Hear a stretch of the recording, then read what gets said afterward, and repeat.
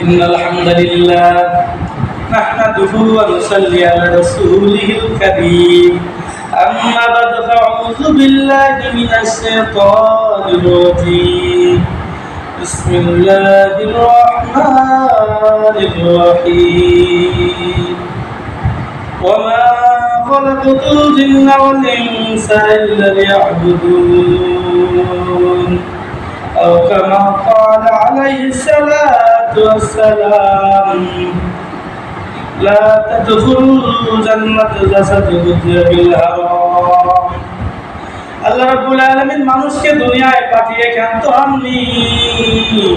তিনি মানুষ এবং জিনকে সৃষ্টি করেছেন একমাত্র তার দাসত্বতার গোলামি করার জন্য।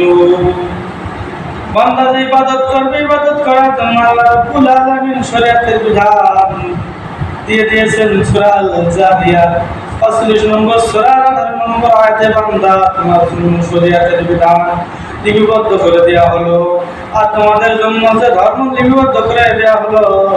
সূরা আল-ইমরান 3 নম্বর সূরা 19 নম্বর আয়াত।